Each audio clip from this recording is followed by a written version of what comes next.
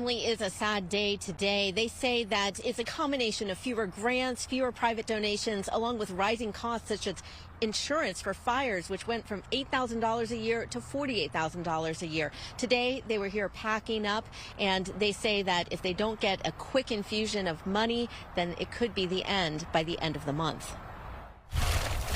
Workers were wrapping up the outdoor theater in Orinda for this season Friday, but unlike other years, this might be the final act for the landmark California Shakespeare Theater known as Cal Shakes. It's heartbreaking for us, frankly, and for me personally. We've put a lot of ourselves into this organization and into the work that showed up on the stage here. Cal Shakes director Clive Worsley posted a message online saying the nonprofit has run out of time and money. Ticket sales would cover 50% of our operating budgets, and we would only have to raise 50%. Worsley said in recent years, ticket sales had shrunk to just 30% of the budget. We've seen half a dozen Bay Area theater companies close in the last 2 years. It's a place where many famous names got their start.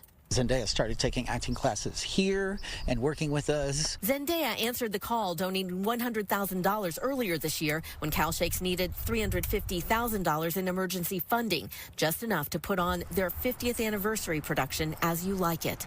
And I'm very, very devastated to see it closing.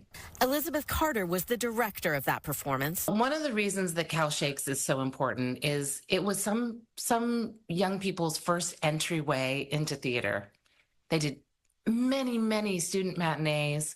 So it was a place where students would get to see Shakespeare that looked more diverse. Carter says it's also a loss for Bay Area actors, directors, and production teams. Less opportunities for people to be on larger stages, to make a living that they can survive on. I'm in shock. I think this is a really significant blow to the Bay Area theater ecosystem. Pam McKinnon, artistic director at ACT, says it is having a ripple effect. You know, a number of these actors worked a lot at Cal Shakes, and we're feeling it. We're feeling the loss.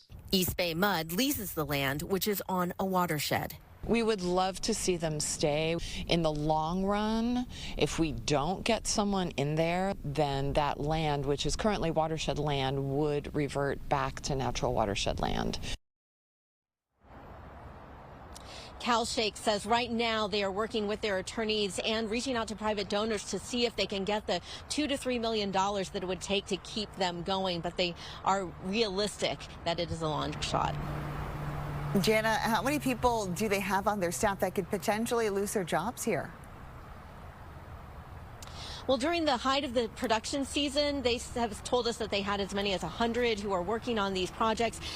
Today, they had 20 who have remained as they've scaled down, and half of those, they will get their last paycheck today.